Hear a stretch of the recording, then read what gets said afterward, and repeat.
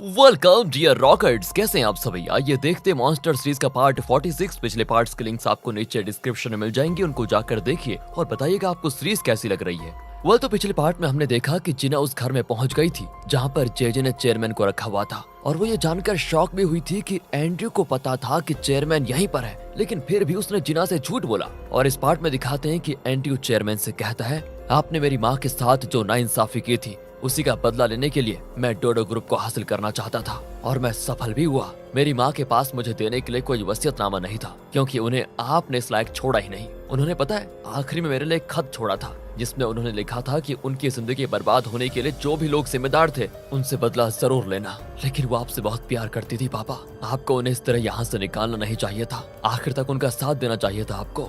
डोडो group में जो भी प्रॉब्लम्स चल रही है उन्हें मैं ठीक करूंगा और आखिर तक मैं खुद आपका ख्याल रखूंगा, क्योंकि यही मेरी माँ की इच्छा भी थी, पता है आपको। इस तरह दोस्तों इमोशनल बातें करके वो चला जाता है। दूसरी ओर दोस्तों ली बॉबी का मुंह खुलवा ही लेता है और उसकी सारी बातें रिकॉर्ड कर लेता है। बॉबी बताता है, देखो मैंने जो कुछ किया वो सब एंड्रयू के कहने पर और उसके प्लान के मुताबिक किया। दूसरी ओर एंड्रयू को जाने के बाद जिना तुरंत चेयरमैन के पास जाकर कहती है, आप चलिए मेरे साथ, मैं आपको बचाऊंगी। पर चेयरमैन उसके हाथ में ये लिखता है कि मुझे बेचारे एंड्रयू की बड़ी चिंता हो रही है और मैं यहाँ से कहीं नहीं आने वाला। दूसरी ओर जेल में आ जाइए दोस्तों, नाथन ये गैस कर लेता है कि ड्यूटी फ्री शॉप में वो नकली बैग्स रखवाने का प्लान जरूर एंड्रयू का रहा होगा और उसी ने बॉबी को कहकर हमें इस जाल में फंसाया होगा। उसकी माँ को भी लगता है कि जरूर वो वसीयतनामा भी नकली होगा जो एंड्रयू ने खुद बनवाया होगा। वो कहती है, बेटा तुम्हारे पापा हम सबसे गुस्सा जरूर थे, लेकिन ऐसा हो ही नहीं सकता कि वो अपनी बेटी यानी सिंडी को सिर्फ एक घर के अलावा कुछ ना दे। वो सिंडी से बहुत प्यार करते थे। अब एंड्रयू को दिखाते हैं जो अपने ऑफिस जा रहा होता है, तब उसे पुलिस रोककर कहती है कि तुम्हें स्टेशन चलना होगा। एंड्रयू समझ जाता है कि बॉबी फंस चुका है और जब वो स्टेशन जाता है तो बॉबी ली की मार खाकर वहाँ पर बैठा होता है। अब चेयरमैन की वाइफ, नाथन और सिंडी तीनों को बेगुनाह मानकर उन्हें रिलीज कर दिया जाता है। फिर पुलिस एंड्रयू से पूछताछ करना शुरू करती है कि क्या तुमने बॉबी से सब कुछ करने को कहा था। एंड्रयू मुड़कर बॉबी को देखता है और पूछता है, तुम्हारे चेहरे पे इतनी चोट क्यों लगी हुई है? क्या ली और उसके आदमी ने तुम्हें पीट कर ये सब कबूल करने पे मजबूर किया था तुम्हें? बॉबी दोस्तों इस पॉइंट को पकड़ लेता है और रोने लग जाता है कि हाँ तुम ठीक कहते हो, इन लोगों ने मार मार कर मेरी हालत खराब कर दी और जबरदस्ती मुझसे कबूल करवाया, मेरा कोई दोष नहीं है इसमें। दोस्तों ली और मोजो ने तो ये बिल्कुल एक्सपेक्ट नहीं किया था और वो पुलिस ऑफिसर से कहते हैं कि ये झूठ बोल रहा है सर, ये एंड्रयू के साथ मिला हुआ है। पुलिस ऑफिसर भी जरा कंफ्यूज हो जाता है कि क्या है ये मामला, लेकिन ली कहता है कि आप कितना भी वक्त ले लीजिए और हमसे पूछताछ भी कर लीजिए, लेकिन सच का पता जरूर लगाइएगा प्लीज। पुलिस ऑफिसर कहता है कि ठीक है, मैं इस मामले की तह तक पहुंच जाऊंगा, अब तुम लोग जा सकते हो, जाओ। बाहर दोस्तों जिना आई होती है और वो एंड्रयू से पूछती है, क्या प्रॉब्लम हो गई जो तुम्हें स्टेशन आना पड़ा? अगर जिना को पता चल गया कि मेरा और बॉबी का कोई कनेक्शन है तो जिना मुझे छोड़ देगी। नहीं नहीं नहीं दोस्तों, इसी डर से वो कहता है कि कोई प्रॉब्लम ही नहीं है, मैंने सब ठीक कर दिया है। लेकिन ये ली ना, ये मुझ पर इल्जाम लगाने की पूरी कोशिश कर रहा था। लेकिन दोस्तों ये कहाँ जानता है कि जिना तो सब कुछ जान चुकी है और एंड्रयू का असली रूप भी वो देख चुकी है, तो वो एंड्रयू को शक की निगाहों से देखने लग जाती है अच्छी तरह। ली तो पहले से एंड्रयू पर गुस्से में है,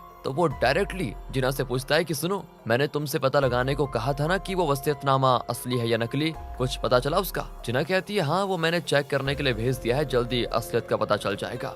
ये सुनकर एंड्रयू की हालत खराब, लेकिन फिर भी वो दिखाता ऐसा है जैसे कि बहुत कॉन्फिडेंट हो दोस्तों, क्योंकि उस आर्टिस्ट ने ना एकदम चेयरमैन जैसी परफेक्ट हैंडराइटिंग बनाई होती है। इसलिए वो कहता है कि हाँ तुम जरूर चेक करवा लो, तसल्ली कर लेना अपनी, वरना ये लिए पता नहीं और मुझ पर क्या इल्जाम लगाएगा। मुझे कोई डर नहीं है क्योंकि वही असली वसीयतनामा है। अगले सीन में दोस्तों वो जेजे से मिलता है और बताता है कि ली हर बात में ना टांग अड़ाने लगा है, मुझ पर अगर कोई इंक्वायरी हुई तो उसे आपको रोकना होगा। और हाँ, 500 मिलियन का जो बॉन्ड हमें खरीदना है उसके लिए आपने लोन लेकर मुझे देने का वादा किया था, उसका जल्द से जल्द इंतजाम कीजिए। जेजे यहाँ बिगड़ जाता है कि बेटा तुम्हारी इतनी औकात नहीं रही कि तुम मुझे हुक्म पे हुक्म देते जाओ जो। और दोस्तों यहाँ पर एंड्रयू ना गुस्से और टेंशन में न जाने क्या क्या कह देता है। वो कहता है कि अगर आपने ये सब कुछ नहीं किया तो मैं सेफ में रखे आपके सारे सीक्रेट फाइल्स को लीक कर दूंगा, फिर देखना उम्र भर जेल में चक्की पीसोगे। ये कहकर वो चला जाता है। जेजे भी सोच लेता है कि ये कुछ ज्यादा ही उछल रहा है, इसको जरा जमीन में दबा कर रखना पड़ेगा। दूसरी ओर दोस्तों ली ग्रे से कहता है कि तुम सिंडी से कहो कि वो emergency share holders meeting arrange करे, फिर देखता हूँ वो एंड्रयू क्या करता है। दूसरी ओर जेजे अपने बॉडीगार्ड को बताता है कि जल्द से जल्द सेट कैपिटल कंपनी के डायरेक्टर के साथ मेरी मीटिंग अरेंज करवाओ, तब जाकर हम लोन का इंतजाम कर पाएंगे, क्योंकि अगर हमने देरी की तो डोडो ग्रुप हाथ से निकल जाएगा। दूसरी ओर दोस्तों पैनी को दिखाते हैं जो कोरिया से आ रही है और फ्लाइट में उसके पास बैठा आदमी पूछता है, आपका नाम क्या है? पैनी झट से अपना विजिटिंग कार्ड उसको देती है जिसमें उसका नाम डायना लिखा हुआ है। वो कहती है कि मैं सेट कैपिटल नाम की कंपनी की डायरेक्टर हूँ। पर दोस्तों वहाँ जे नहीं जानता कि सेट कैपिटल की कंपनी के डायरेक्टर असल में पेनी है। अब यहाँ एंड्रयू का असिस्टेंट और बॉडीगार्ड दोनों डायना नाम का बोर्ड लिए एयरपोर्ट में इंतजार कर रहे होते हैं। पेनी भी वहाँ पर आ जाती है, पर ये लोग नहीं जानते कि वही डायना है। तो बॉडीगार्ड कहता है कि तुम्हारी वजह से जे का डाइवोर्स हुआ, तुमने मेरे बॉस की जिंदगी बर्बाद कर दी, तुम्हें तो मैं छोड़ूंगा नहीं। इतने में मोजो पेनी को पिकअप करने आता है। अब बॉडीगार्ड को देखकर वो चिढ़ाने लग जाता है कि अच्छा तुम लोग डायना का वेट कर रहे हो, डायना के तुम्हारे बॉस जे की नई गर्लफ्रेंड है। फिर वो हंस कर चले जाते हैं। दोस्तों यहाँ एक छोटा फ्लैशबैक दिखाते हैं कि असल में जेराल्ड ने ली को बताया था कि जे ने सेट कैपिटल नाम की कंपनी में अपने पूरे फंड्स इन्वेस्ट कर रखे हैं और नेल के इलेक्शन कैंपेन में भी वही फंड्स देने वाला है। दोस्तों इसके बाद ली ने एक मस्त प्लान बनाया कि वो अपनी सारी कंपनीज के बैंक अकाउंट को सेट कैपिटल नाम की उस इन्वेस्टमेंट कंपनी में ट्रांसफर कर देगा। इस तरह उन्हें हम पर विश्वास होगा और वो हमसे एक सेट कैपिटल का डायरेक्टर बनाने के लिए मांगेंगे। और इसी स्कीम के तहत दोस्तों पेनी सेट कैपिटल की डायरेक्टर बन गई थी। अगले सीन में इमरजेंसी शेयर होल्डर्स मीटिंग होती है, जहां पर सिंडी एंड्रयू से सवाल करती है कि तुम्हारे बॉन्ड्स एक्सपायर होने वाले हैं और तुमने हमारे बॉन्ड्स को भी एक्सेप्ट करने से इनकार कर दिया, तो अब बताओ कि फंड्स कहां से लाने का इरादा है तुम्हारा। एंड्रयू बड़ा कटकर कहता है कि कुछ देर में मेरे लिए लोन तैयार हो जाएगा, फिर मुझे तुम्हारी मदद लेने की जरूरत नहीं पड़ेगी। असल में दोस्तों इसे जे ने विश्वास दिलाया था कि सेट कैपिटल की डायरेक्टर फंड्स देने को तैयार है, पर एंड्रयू नहीं जानता कि वो डायरेक्टर तो पेनी है। इतने में मोजो पेनी को लेकर डोडो ग्रुप आ जाता है, जहाँ जे पेनी को ताने मारता है कि तुम फिर आ गई, इस बार किसकी खुफिया बनकर आई हो और किसकी जिंदगी बर्बाद करने का इरादा है इस बार। पर पेनी उसको इग्नोर करके चले जाती है बढ़िया वाला। बॉडीगार्ड जे को बताता है कि हमें खबर मिली है कि सेट कैपिटल की डायरेक्टर एयरपोर्ट से निकल चुकी है, पर वो हमें कहीं मिली नहीं, आप जरा एक बार कॉल करके पूछ तो लीजिए। जे तुरंत डायना के नंबर को कॉल करके पूछता है कि आप कहाँ पर हैं। वो कहती है मैं डोडो ग्रुप में हूँ और तुमसे बहुत ऊपर हूँ, जरा ऊपर तो देखो मिस्टर जे चौंक कर ऊपर देखता है तो पेनी सीढ़ियों पर खड़ी उसका कॉल अटेंड कर रही होती है। उसका मुंह खुला का खुला रह जाता है कि क्या ये सेट कैपिटल की डायरेक्टर कैसे बनी। पेनी फोन पर कहती है कि अब तुम्हारी कहानी का दी एंड होने वाला है, कहकर वो हंस कर चली जाती है। और यहाँ मीटिंग में पेनी को देखकर एंड्रयू भी चौंक जाता है, तो पेनी सबके सामने साफ शब्दों में कह देती है कि मेरी कंपनी यानी सेट कैपिटल एंड्रयू को लोन देगी ही नहीं, इसलिए आप बेकार में उम्मीद ही मत रखना। एंड्रयू को आता है दोस्तों बहुत गुस्सा और वो नर्वस भी दिखता है। ऊपर से ली उठकर पूछता है कि तुम ये बताओ कि हमारे बॉन्ड्स को तुम कब एक्सेप्ट करोगे। अगर बॉन्ड्स खरीदने के लिए उतनी रकम नहीं है तुम्हारे पास तो चुपचाप डोडो ग्रुप को हमारे हवाले कर दो और निकल जाओ यहाँ से। एंड्रयू गुस्से में टेबल पर रखी सारी चीजों को धक्का देते हुए कहता है बॉन्ड्स के एक्सपायर होने में अभी 1 महीना बाकी है, सब कुछ खत्म नहीं हुआ है और मुझे धमकाने की कोशिश तो छोड़ ही दो, क्योंकि 1 महीने के अंदर मैं पूरे फंड्स तैयार करके रखूंगा। कहकर दोस्तों वो गुस्से में चला जाता है। अब जीना उसको रोक कर कहती है कि मुझे तुमसे जरूरी बात करनी है, और वो कहता है कि सॉरी मैं टेंशन में हूँ, प्लीज मुझे अकेला छोड़ दो, मैं बाद में आकर तुमसे बात करता हूँ। कहकर वो निकल जाता है। दूसरी ओर ली और जे बात कर रहे होते हैं, जिसे जीना सुन रही होती है। ली कहता है कि मुझे पता है कि तुमने एंड्रयू के साथ पार्टनरशिप साइन किया है, इसलिए अब तुम भी कंगाल होने वाले हो, इसकी मैं गारंटी देता हूँ तुम्हें, सच बताऊं तो एंड्रयू के साथ साथ तुम भी फंस चुके हो। अब जे कहता है कि हवा ना हमेशा एक ही तरफ नहीं बहती बेटा, जब वो मेरी तरफ बहेगी ना तब तुम्हें दिखाऊंगा कि जे क्या चीज है। जे के कॉन्फिडेंस का कारण यह है दोस्तों कि इसे यकीन है कि प्रेसिडेंट इलेक्शन में नेल ही जीतेगा और फिर इसका पक्ष इतना स्ट्रांग हो जाएगा कि कोई उसका कुछ नहीं बिगाड़ पाएगा। और अगर नेल ने इसका साथ नहीं दिया तो उसे धमकाने के लिए उसकी सारी काली करतूतों वाला सीक्रेट फाइल तो एंड्रयू के पास है ही, उसे जे ले लेगा और नेल को धमकाकर अपना काम करवा लेगा।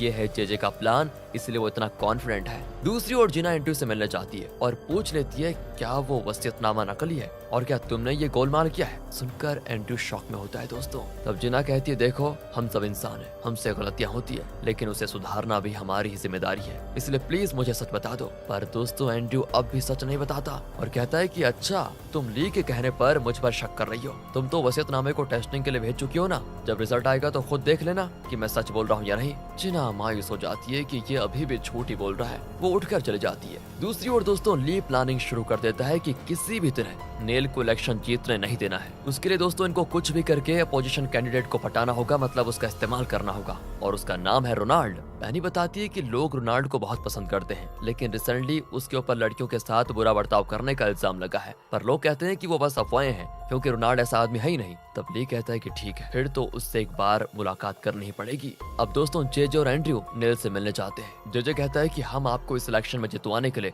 अपनी तरफ से सब कुछ करेंगे, लेकिन प्रेसिडेंट बनने के बाद आपको हमें पूरी तरह सपोर्ट करना होगा। इतना ही नहीं, ली का खात्मा करने में भी आपको हमारी मदद करनी पड़ेगी। मीटिंग के बाद जे और एंड्रयू बाहर चले जाते हैं। किमी कहती है कि पापा आप इन दोनों की मदद मत कीजिए, इनसे नाता तोड़ दीजिए आप। पर नेल बताता है कि अगर डोडो ग्रुप ली के हाथ में चला गया बेटा तो हमारा कोई फायदा नहीं होगा, पर अगर डोडो ग्रुप इनको मिल गया तो हमारा कुछ फायदा हो सकता है। दूसरी ओर ली उस अपोजिशन कैंडिडेट रोनाल्ड से मिलता है, जो बात बात पर पैनी का हाथ टच करके बात करता है। दोस्तों पता नहीं कैसा है, ली तुरंत समझ जाता है कि इसके बारे में जो बातें फैली हुई है वो अफवाह नहीं है, 100% सच है, इस पर तो भरोसा करना ही बेकार है, ये वो सोच लेता है। इसीलिए वो जेराल्ड को नेल को पट्टी बढ़ाने भेजता है। वो भी नेल के घर जाता है और उसे बताता है कि ली ने पता है क्या किया, रोनाल्ड की मदद करना शुरू कर दिया है। अगर आपने इस मामले में कुछ नहीं किया तो वो जरूर रोनाल्ड को जिता देगा। इसलिए सर समझदारी इसमें है कि आप जेजे का साथ छोड़कर ली के पक्ष में जुड़ जाएं। ऐसा करने से ली आपको जरूर जिता देगा। दूसरी ओर ली, पेनी और मोजो बात कर रहे होते हैं कि तभी अचानक लगभग 10 सेकंड्स के लिए ली को कुछ भी दिखाई नहीं देता एंड वो घबरा जाता है कि ये मुझे अचानक क्या हो गया।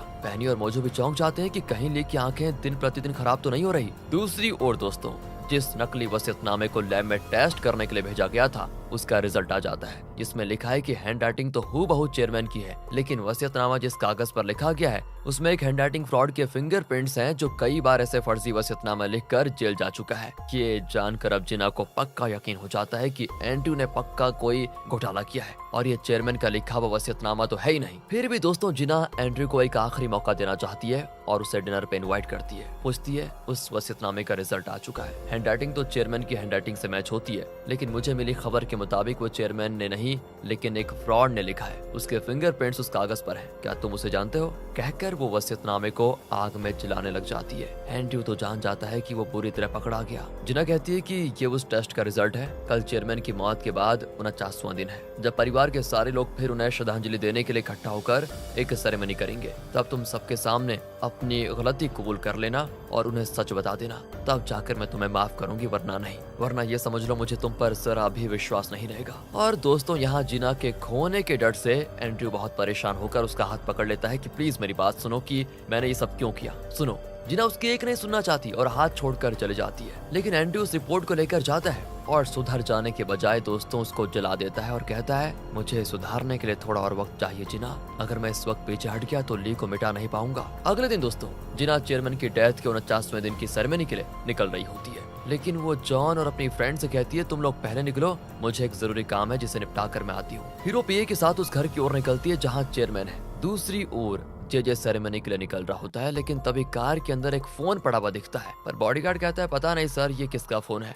अरे तो क्या कार में तुम्हारे अलावा कोई और भी रहता है क्या? जेजे का ये सवाल दोस्तों बॉडीगार्ड को सोचने पे मजबूर कर देता है। तब उससे ख्याल आता है कि एक दिन जिना जबरदस्ती कार में बैठ गई थी।